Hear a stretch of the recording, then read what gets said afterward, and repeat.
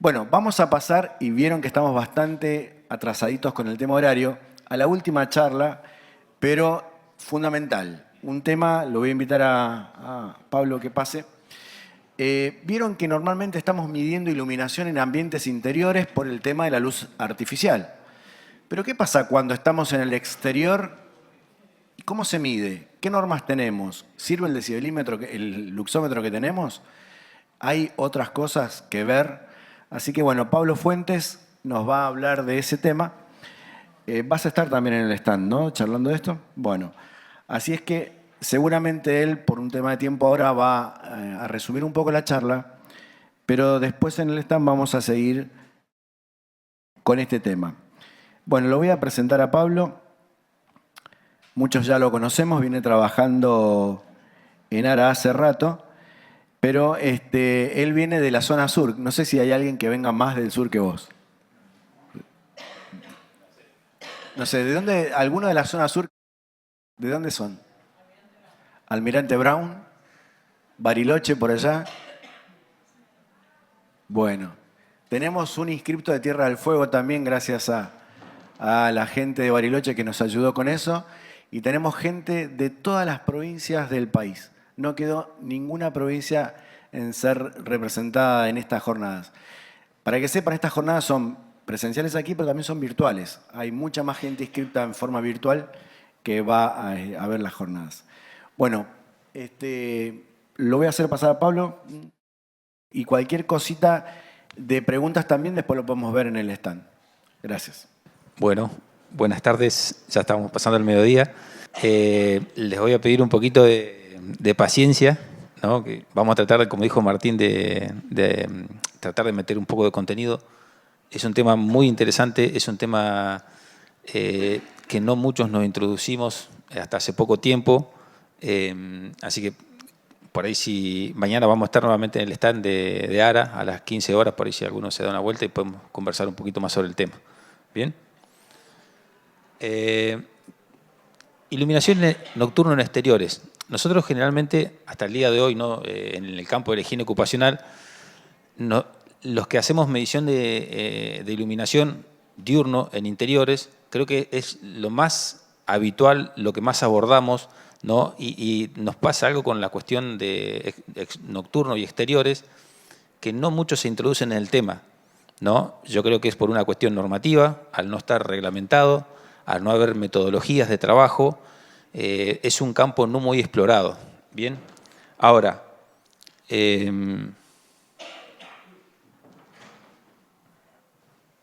¿cómo pasa? Ahí está. Perdón, está raro. Ahora, la luz y los efectos sobre la salud y el bienestar de las personas están permanentemente siendo investigadas por las diferentes ramas de la ciencia. Bien, ello conlleva a que nosotros, los higienistas, debamos ir en línea a estos nuevos avances, ¿no? Que se van desarrollando nuevas métricas y nuevas metodologías. Bien, nosotros hasta el momento, hasta hace unos años atrás, veníamos hablando del famoso campo visual, ¿no? Entonces, para desarrollar eso, vamos a hacer una breve introducción de lo que es luz y trabajo nocturno. Bien, vamos a ver algunas normas de referencia brevemente a las que podemos hacer, a la que podemos buscar un poco de información, ¿no? Como mencionamos recién, esto no está reglamentado, pero sí podemos recurrir a estas normas para tomar métricas o parámetros de medición. De estas normas vamos a mencionar brevemente una, bien, la norma IRAM J 2018 de iluminación nocturna en exteriores. Vamos a dar unas breves recomendaciones para lo que es iluminación nocturna en exteriores y por último unas breves conclusiones. Entonces, siempre nosotros tomamos al ojo, ¿no? El órgano visual, como que era el sistema visual, ¿no? Nuestro sistema visual humano solamente era el ojo, pero en realidad forma parte de la primera etapa de un camino visual, bien, que como decimos, inicia en el ojo y finaliza en la corteza visual. Pero no es tan sencillo, ¿no? A principios del año 2000, ¿no? Se descubrieron unos nuevos fotorreceptores, que ahora lo vamos a ver, que nos abrieron un nuevo camino que es el conocido como el camino no visual. ¿Lo habrán escuchado nombrar, el camino visual, no visual? ¿Han abordado ese tema? Bien. Entonces, para ir introduciéndonos un poco en el tema, la luz ingresa a nuestro ojo, ¿no? Tengamos presente esto, ¿no? Nosotros tenemos un espectro electromagnético, ¿no? De ese espectro electromagnético nosotros solamente visualizamos las longitudes de ondas que van de 380 nanómetros a 780 nanómetros. ¿Bien? Entonces, de todo el espectro electromagnético, nosotros solamente vamos a captar ese espectro, ¿bien? 380 a 780 nanómetros. Entonces, el haz de luz, al ingresar a nuestro globo ocular, se va a introducir y va a viajar hasta la retina, ¿no? Que es una membrana neuronal. Va a ir hasta la parte final, donde se encuentran los famosos conos y bastones, lo habrán escuchado hablar, dentro, digamos, de lo que es el sistema visual, creo que son los más reconocidos fotorreceptores. Los conos son los responsables de nuestra visión diurna y de color, ¿no? En este caso, nosotros en este momento tendríamos activos los conos.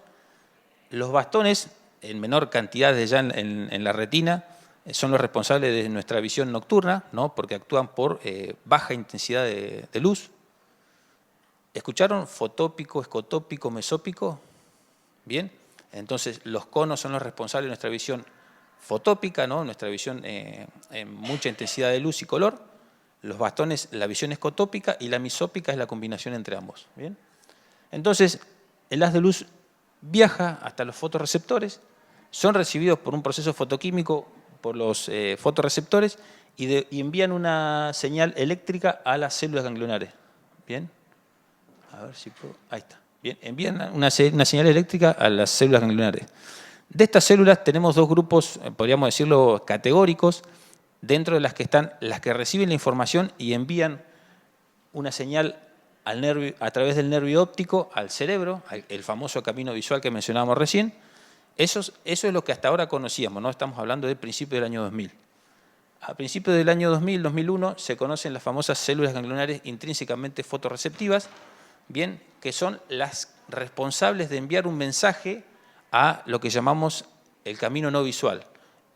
Específicamente, a través del nervio óptico va a nuestro núcleo, hasta nuestro núcleo supracrasmático, y ahí envían mensajes a la famosa glándula pineal. Bien, ¿habrán escuchado la glándula pineal? Bien, ustedes saben que la glándula pineal es una de las responsables en emitir o en segregar la famosa melatonina, bien, la famosa hormona del descanso o la hormona del sueño. Entonces, ¿qué es lo que ocurre acá? Y esto es lo importante. Esta señal que recibo de este espectro electromagnético es captada por estas células ganglionares. Y estas células ganglionares intrínsecamente fotorreceptivas lo que hacen es suprimir esa segregación de melatonina.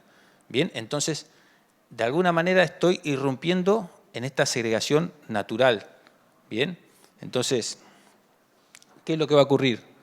Aquí lo que estamos viendo en imagen son unos fotorreceptores, bien, los que decíamos recién, los conos SML, ¿no? De acuerdo a las diferentes longitudes de onda, son las diferentes sensibilidades que tienen. Los conos bastones, los conos SML, los bastones, y aquí aparecen las recientemente descubiertas células intrínsecamente fotorreceptivas, ¿bien? Células ganglionares intrínsecamente fotorreceptivas, ¿bien? Donde su sensibilidad máxima está cerca de los 480 nanómetros, ¿bien? Nosotros ya, si hemos andado un poquito más en lo que es el espectro electromagnético, nosotros si tuviéramos un medidor de espectro en este momento, descompondríamos la luz que tenemos acá y analizaríamos ese espectro, ¿bien? Y ese espectro posiblemente tenga componentes de azul. Si tiene componentes de azul, como decíamos recién, 480 nanómetros, lo que estaríamos es irrumpiendo el proceso de segregación de melatonina. Bien, ahí habrán visto muchas notas técnicas referidas a los problemas de las pantallas visuales de datos, que irrumpen la segregación de la melatonina. Bueno, si nosotros estamos hablando de trabajadores en condición nocturna, digamos, notablemente va a haber una irrupción de esta segregación de melatonina, por ende, el reloj circadiano nuestro va a ser afectado. ¿Bien? Ahora, la componente azul del espectro, la componente azul de digamos, está en la mayoría de las fuentes de luz. Nosotros, si tenemos un espectrómetro, vamos a encontrar componentes azules acá, incluso en la luz cálida. ¿Bien? Vamos a encontrar más posiblemente en las luces blancas y mayormente en las luces azules, pero también está presente en la luz natural. Si yo saldría con un espectrómetro en este momento y mediría la componente del sol, también tiene componentes espectrales del tono azul. ¿Bien? Pero eso biológicamente es correcto, es natural. Nosotros tenemos una exposición natural a la luz azul. ¿Qué es lo que tiene que ocurrir con esta exposición? Y en algún momento tiene que cesar. ¿Y cuándo cesa esa exposición? Cuando nosotros nos vamos a dormir. Bien, ahora, nuestro trabajador no se va a ir a dormir, porque va a realizar una actividad en condición nocturna. Entonces, yo voy a irrumpir esa segregación natural. Bien, de eso vamos a trabajar un poquito hoy. Entonces, lo que mencionábamos recién, que del año 2000 hacia atrás siempre estábamos trabajando sobre el campo visual, ¿no? El rendimiento de una tarea con respecto a las características del estímulo, las fuentes de color y demás. Ahora, al descubrir estas células intrínsecamente fotorreceptivas, conocemos un nuevo camino, el camino no visual, que es una parte muy importante de lo que vamos a abordar porque netamente, digamos, biológicamente nos va a afectar. ¿Bien? Esta imagen está extraída de un libro, el libro de Peter Boyce, Iluminación central en el ser humano, que lo que representa son los porcentajes de errores detectados, ¿no? Medidos en un grupo de personas, en un grupo de trabajadores que hacen lectura de datos de un manómetro de gas. ¿Bien? Entonces, en esta toma de muestra encuentran que, veamos, en el eje de las abscisas está el tiempo y en el eje de las ordenadas el porcentaje de error. Lo que encuentran con esta toma de muestras es que la cantidad de errores aumenta notablemente al llegar a las 0 horas, ¿no? Y empieza a incrementarse hasta tener un pico cerca de las 2 de la mañana y empieza a reducir nuevamente hasta las 6 de la mañana. Esto es lo que demuestra no más que nosotros somos mamíferos de condición diurna. Bien, exponernos a una actividad nocturna posiblemente tenga errores. Bien, el error, como mencionaba recién la gente de Michael, puede ser producto de la fatiga, producto de la somnolencia. Bien, entonces una de las tareas o una de las herramientas que se usa para irrumpir esto es inyección de luz. Bien, entonces si nosotros tenemos trabajadores en condición nocturna, para despertar, para generar atención, se le hace inyección de luz. Bien, ahora, como decíamos recién, esa inyección de luz en algún momento, esto es como el concepto de dosis. Si en algún momento lo expongo, en algún momento eso tiene que ser devuelto con supresión. ¿Bien? ¿Y cuál sería la medida? Si yo tengo un trabajador expuesto en condición nocturna a mucha luz artificial, al otro día tendría que suprimir esa luz artificial, suprimir esa luz natural. El operario tiene que estar prácticamente en condiciones cerradas, cortinas cerradas, puertas cerradas, dirigirse a su domicilio con gafas oscuras. Tengo que hacer un trabajo post-ámbito laboral, necesariamente. ¿Bien? Esto es lo que mencionábamos recién con respecto a la melatonina, ¿no? Si nosotros tenemos una curva, si tendríamos que necesariamente dibujar la melatonina en una persona que lo estoy viendo en este momento, nos estamos cansados y veo por ahí un poco cansancio en sus rostros, pero biológicamente es natural, ¿bien? Entonces, si somos seres diurnos, nosotros durante el día vamos a tener el famoso cortisol, ¿no? Que nos va a tener activos, despiertos, y esto cerca de las 18 o 20 horas, nuestro organismo va a empezar a agregarse melatonina. La melatonina lo que va a hacer es inducirnos de alguna manera al sueño, el descanso. Bien, esto biológicamente es así. Es así, ¿no? Ahora, ¿qué es lo que ocurre? Si naturalmente, digamos, mi cuerpo empezaría a segregar melatonina cerca de las 18 o 20 horas, pero yo me continúo exponiendo a fuentes artificiales o fuentes naturales con componentes de luz azul, lo que va pasando es que esa curva se empieza a correr. ¿Bien? Un caso más notable sería, en caso de que yo esté en plena segregación de melatonina, por ejemplo, en mi domicilio durmiendo, me levanto a las 2 de la mañana y enciendo la luz. Bien, ahí lo que voy a generar es una irrupción muy abrupta, bien, de la melatonina. Ahora, tengamos en cuenta esto, la Organización Mundial de la Salud ya tiene innumerables estudios respaldados científicamente de que la irrupción del ritmo circadiano es causal de enfermedades. Enfermedades como la hipertensión, obesidad, ¿bien? Diabetes, ¿bien? Entonces, lo que estamos haciendo con las luces artificiales o el exceso de exposición a contenido de luz azul es, digamos, afectar biológicamente ese reloj, ¿bien?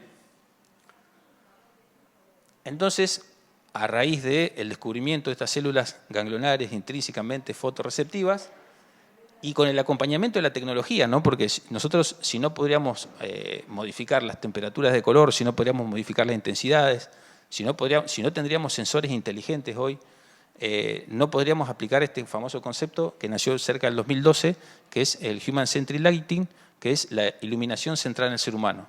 Bien, que este concepto lo que busca es integrar a través de la luz, ¿no?, y la iluminación los aspectos visuales que nosotros ya veníamos trabajando anteriormente, ¿no?, el rendimiento visual, la seguridad en el trabajo, el deslumbramiento, la uniformidad. Bien, y ahora lo que busca es que incorporemos conceptos sobre el cuidado, digamos, el confort del operario, las emociones que siente el operario en el ambiente, digamos, de su actividad y sin descuidar esta afectación del reloj biológico. ¿Bien? Entonces, si nosotros hoy empezamos a buscar bibliografía, vamos a encontrar ya este concepto, ¿no?, de la iluminación centrada en el ser humano, normas europeas que ya lo están abordando.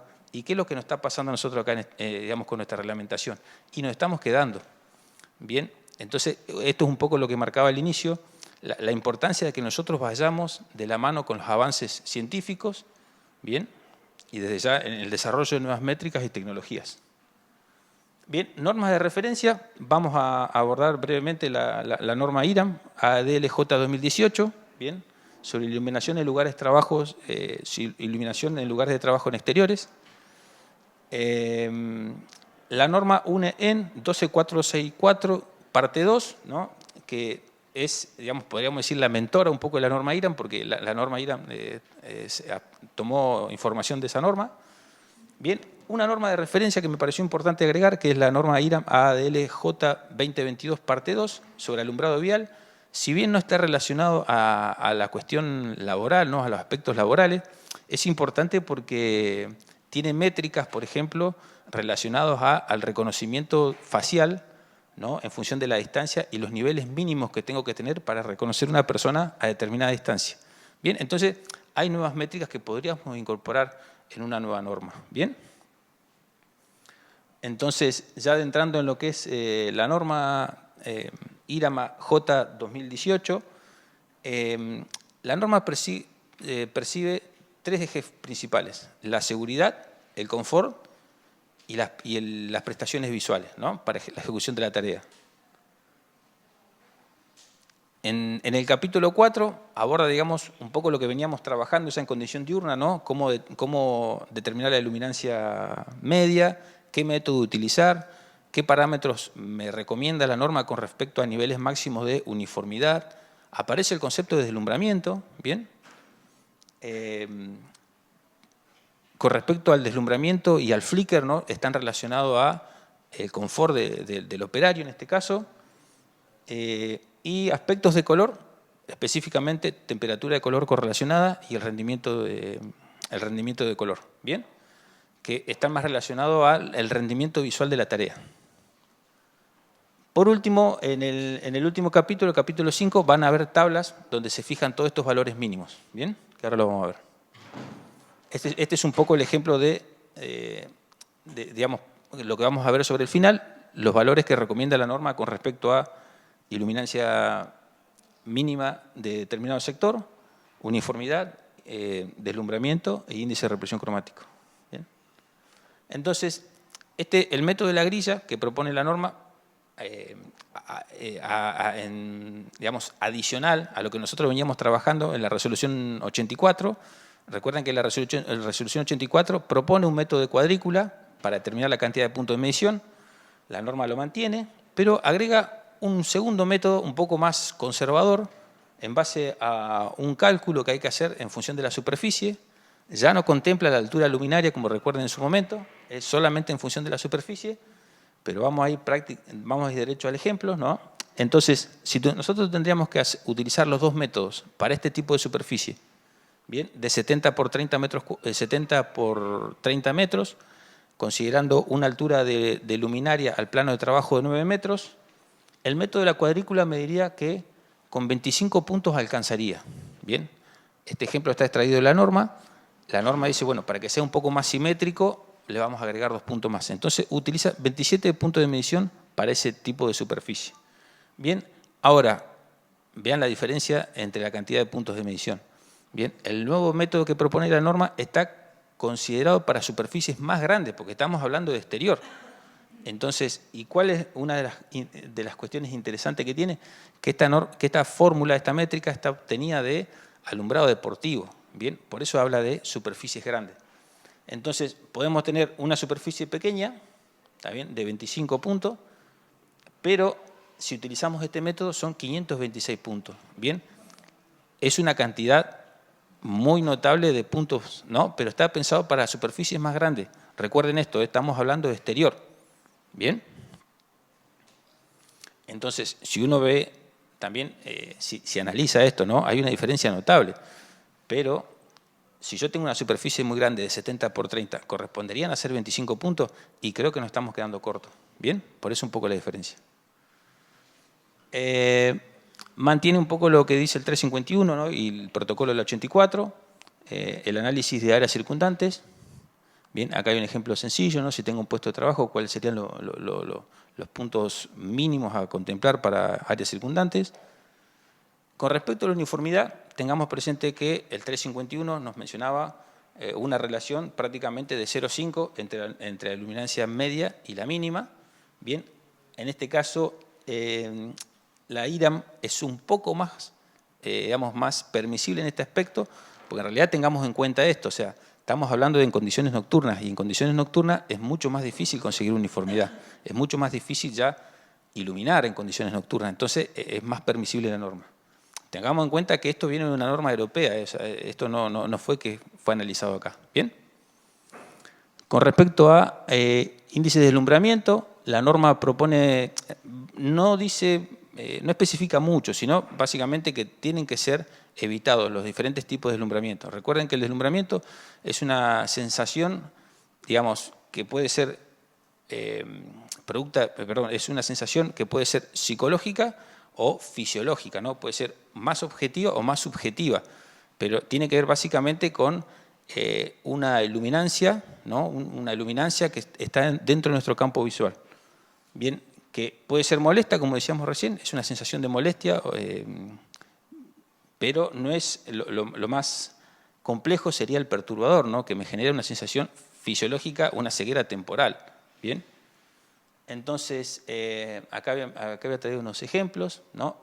Esto es una torre de iluminación que se utiliza, no sé si habrán escuchado hablar del auge de vaca muerta, ¿no? O allá en el sur se utiliza mucho, digamos, lo que son extracción de petróleo. Entonces, en yacimientos se utilizan estas torres de iluminación, ¿no? Son equipos a explosión y son móviles, ¿no? Tienen esa ventaja muy interesante que son móviles, entonces yo puedo iluminar el puesto de trabajo, ¿no?, donde se desplace y en los niveles que yo necesite. Ahora, lo complejo que tiene esto es cómo yo analizo dónde los voy a colocar, a qué altura voy a colocar los reflectores, ¿no? Porque si no, lo que termina pasando es esto. Genero deslumbramiento directo en algunos puestos de trabajo. ¿Bien? Entonces, para eso la norma me dice, hay una fórmula y una fórmula para evaluarlo, que es a través de esta ecuación. Uno la ve y asusta un poco, ¿no?, pero en realidad no es tan compleja como parece, porque,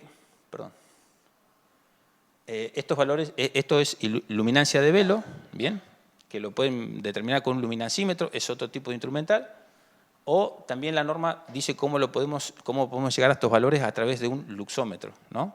Hay una relación dentro de la norma para obtener esos valores. ¿Bien?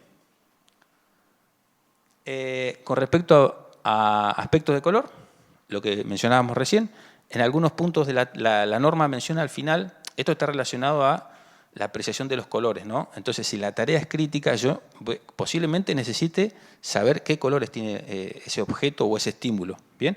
Entonces, la norma en algunas tareas en específica, en particular, va a decir la luminaria tiene que tener 5000 K, ¿bien? Por eso lo incluye la norma. Bien, entonces hace esta clasificación de cálida, intermedia y fría en función de la temperatura de color correlacionada. Con respecto a punto de color, también incluye el concepto de índice de reproducción cromática, bien, que esto es una característica, no se asusten, esto es una característica de las fuentes, ¿no?, que básicamente es cuán fiel es el artefacto en reproducir los colores como si yo viera el objeto en el exterior, ¿no? Vieron que la luz solar vendría a ser el mejor reproductor de colores, en este caso, de las características del objeto. Bueno, entonces el índice de reproducción cromática es esa capacidad que tiene la luminaria en tratar de asemejarse a esa luminancia del sol. ¿Bien? Entonces, 100 sería lo más óptimo y va descendiendo hasta, vean cómo va perdiendo la calidad de imagen el objeto, ¿no? El estímulo. Entonces, la norma, como vamos a ver sobre el final, fija unos estándares mínimos que en condiciones nocturnas van a ser mucho menores que en diurnas, porque yo de noche por ahí no necesito tanta precisión de color, dependerá de la tarea. Bien, pero fija estándares, por ejemplo, de índice de reproducción cromática de 40 o 50. Bien, o sea, va a depender, como les digo, del tipo de tarea. Que no sería así en condiciones diurnas, ¿no? En condiciones diurnas nosotros necesitamos apreciación de colores. Por eso la mayoría de las fuentes de luz hoy, si uno ve, como vamos a ver ahora, la mayoría de las fuentes de luz que adquiere andan en 70 u 80 de capacidad de reproducción cromática. ¿Bien? Entonces, ¿de dónde podemos obtener estos valores? Los valores los podemos obtener de los datos del fabricante, ¿bien? En este caso, el primer índice me indica el índice de reproducción cromática y los dos índices que continúan, la temperatura de color correlacionada. ¿Bien? Entonces, yo voy a montar una luminaria, obtengo la caja o la envolvente y digo, bueno, tiene este índice de reproducción cromática y esta temperatura de color. El problema está cuando llegamos a un lugar, supónganse acá, y tenemos que evaluar estas condiciones. Y no sé qué luminarias, porque uno empieza a preguntar a mantenimiento qué tipo de luminarias tienen y no sé, la montaron hace 3 años, no tenemos datos. Entonces, ¿cómo mido esa temperatura de color? Bien, ¿cómo sé qué índice de reproducción cromática tiene? Bueno, para eso la ciencia ha avanzado, la evolución nos ha llegado y hay muchos instrumentales que miden estos tipos de parámetros. Índice de reproducción cromática, temperatura de color. Esto es muy interesante. Lo que estamos viendo acá es la composición espectral de la fuente de luz. Bien, esto es lo que mencionamos a un inicio, ¿no? La luz tiene una componente espectral que va de 380 a 780 nanómetros. Esta fuente tiene pico prácticamente en el azul. Entonces, lo que decíamos hace un ratito, es muy probable que la segregación de melatonina ocurra con este tipo de fuente de luz. ¿Bien? Diferentes marcas, diferentes prestaciones. ¿Bien? Punto 4.7 de la norma, flicker, básicamente dice que el flicker debe ser evitado, ¿no? El flicker o el parpadeo de la luminaria tiene que ser evitado. No dice cómo. Bien, entonces, por ahí el tema de los flickers, si uno abunda en bibliografía, no es internacionalmente, no es que haya ya una métrica definida internacionalmente. Diferentes países adoptan diferentes metodologías porque está permanentemente en estudio. Esto es lo que mencionamos en el inicio recién, ¿no? Entonces, tomamos 2 de las métricas, este modo de ejemplo, ¿no? Hay ya métricas establecidas por la CIE, porcentaje de parpadeo e índice de parpadeo. Bien, son referencias. Bien, nosotros actualmente en el país no tenemos una reglamentación que nos indique cómo medir los flickers. Bien, para esto vale mencionar, también hay instrumental ya desarrollado para medir el índice de parpadeo. Bien, entonces un poco trayendo a colación lo que venimos viendo, o sea, un poco las herramientas ya están a nuestro alcance, ¿no? La tecnología está a nuestro alcance, las métricas están, lo que nos está faltando es un marco regulatorio. Bien. La norma referida a factor de mantenimiento también lo contempla, ¿no? Porque esto va a estar relacionado directamente con el rendimiento visual. Yo tengo que saber cada cuánto tengo que hacer reposición de luminarias, cada cuánto tengo que limpiar las luminarias, ¿bien? Entonces la norma contempla que debe haber un programa de mantenimiento dentro, digamos, del programa de trabajo, ¿bien? Esto es lo que mencionábamos al inicio, ¿no? La norma, para dar un cierre, tiene estas tablas en el capítulo 5 que en función de las tareas y las actividades va a fijar valores mínimos de iluminancia media recomendado, uniformidad, índice de alumbramiento, índice de reproducción cromático y alguna observación que considere. Por ahí depende de la criticidad de la tarea, la norma acá fija las temperaturas de color correlacionadas, lo que mencionábamos hace un ratito. Sí tiene que ser cálida, blanca, azul, ¿bien?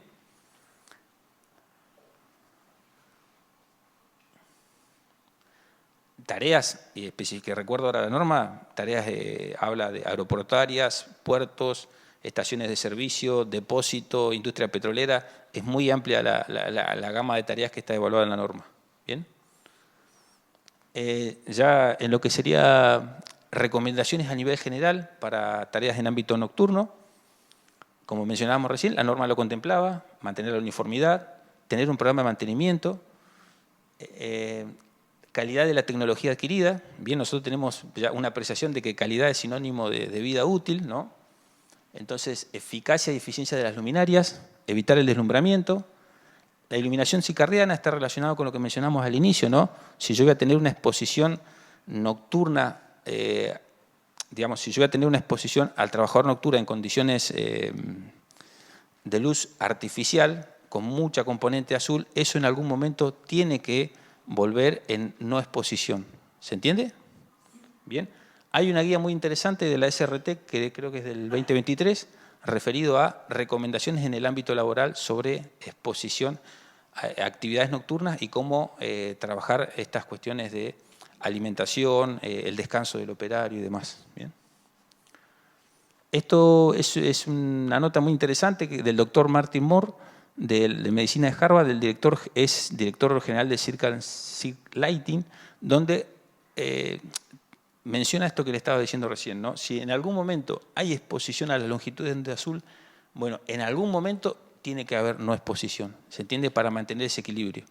Entonces, la tecnología lo que está haciendo hoy, digamos, las grandes fábricas, digamos, de luminarias están buscando la componente espectral, digamos, de las fuentes con menor contenido azul o prácticamente nulo.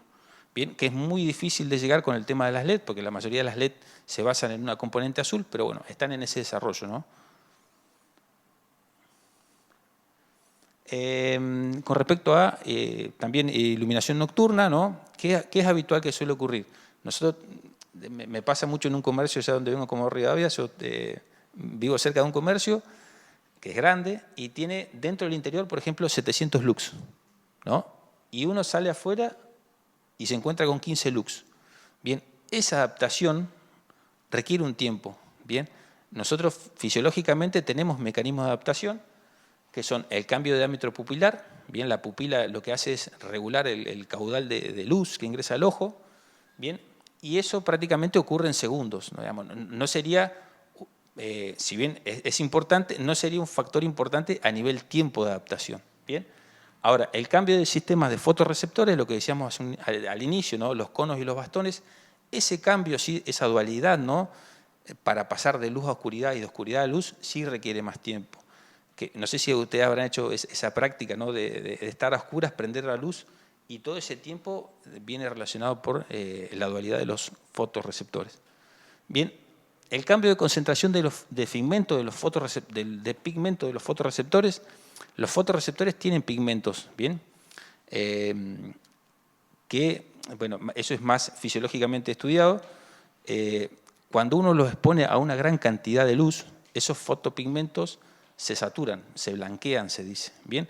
Y eso demora un tiempo en que se normalice. Eso también, ese tiempo de adaptación del cese del blanqueamiento de los fotopigmentos, también es un tiempo bastante considerable, ¿bien? Y después, como se acuerdan, al inicio mencionamos el camino que hacía de fotorreceptores a las células ganglionares. Ese camino eléctrico también, si bien es menor, hay un tiempo de adaptación ahí, ¿bien? Entonces, ¿a dónde está lo crítico acá? Bien, entonces, si yo me expondría de mucha oscuridad o de oscuridad total a luz, tiene un tiempo de adaptación aproximado de 15 minutos, ¿bien? Ahora, si yo pasara de luz a oscuridad, mi tiempo de adaptación va a ser mucho mayor. Estamos hablando de exposiciones de oscuridad total a luz total. Entonces, imagínense, traigamos a colación lo que veíamos hace rato en yacimiento, ¿no? En oscuridad total. Yo salgo de un ambiente donde tengo 500, 700 lux a oscuridad total. Bien, entonces esto tiene que ser trabajado de alguna manera. Y lo que se usa mucho es, por ejemplo, esto es lo que mencionábamos recién, es generar espacios de intermedio, ¿no? Entonces yo voy trabajando la iluminación de forma escalonada. Entonces, en un comercio grande yo puedo tener en la línea de ventas 700 lux, paso a la línea de caja 400 lux, en los pasillos hacia la salida 200, En el hall de acceso, que también me sirve para controlar el tema del viento y las temperaturas, ahí puedo tener 100 lux y recién afuera salgo y me encuentro con 15 o 20 lux. Entonces, la iluminación correspondería a trabajarla de forma escalonada. Bien, que este es un ejemplo, digamos, hay normas que evalúan esto. Este es un ejemplo de cómo se iluminan los túneles. Bien, básicamente es el mismo concepto. Esto me pareció importante agregarlo, ¿no? Porque nosotros generalmente nos centramos en niveles. Cuando vamos a medir buscamos determinados niveles de luz, pero en realidad no perdamos de foco que también podemos trabajar sobre el estímulo, el objeto, ¿no? Entonces, el objeto que yo tengo que observar o trabajar, puedo generar un buen contraste, puedo trabajar sobre el objeto, el tamaño del objeto, y no siempre va a estar relacionado con cantidad de luz, ¿bien? El rendimiento visual. Ir en línea a lo que mencionábamos al inicio, a las nuevas tecnologías. Con respecto a evaluar la susceptibilidad de cada operario, hay una guía muy interesante que siempre hago mención, una nota española, bien, que es una especie de checklist, podríamos decirlo, donde uno encuesta a un operario y evalúas desde su susceptibilidad, porque mencionamos que el flicker, el deslumbramiento, son cuestiones muy subjetivas. Entonces, por ahí es importante conocer la palabra, en este caso, del operario. ¿Bien? Y ya para dar cierre, sí es importante un poco lo que venimos diciendo, ¿no? Que hay mucha información ya, hay mucho desarrollo tecnológico, pero lo que nos está faltando a nosotros es un marco normativo. Bien, también lo que necesitamos, que si se desarrolla un marco normativo que contemple, así como lo indica la norma IRAM, los 3 ejes principales de la seguridad, el confort y las prestaciones visuales. Bien. Y que cuando se haga un diseño o cuando se revea un sistema de iluminación, haya un grupo interdisciplinario que evalúe la situación, ¿no? Porque es lo que generalmente ocurre, sin desmerecer no la profesión, pero generalmente cuando hay que hacer un diseño o hacer un cambio de luz, lo que se busca, se envía al electricista que vaya, que compre y que cambie las luminarias. En realidad tiene que haber una evaluación entre el higienista, el diseñador de iluminación, bien, desde ya el electricista, porque va a estar involucrado en el programa de mantenimiento, bien, pero tiene que haber un grupo interdisciplinario de análisis. ¿Bien? Y no sé cómo anduve con el tiempo. ¿Bien? Muchas gracias.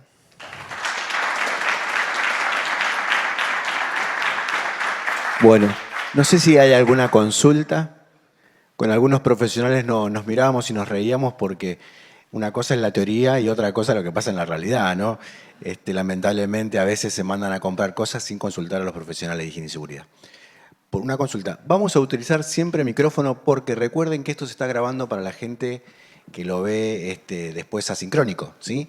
Así es que es importante que también participen. Sí, una preguntita y cerramos, ¿sí? Una pregunta. ¿Quién? ¿Sí?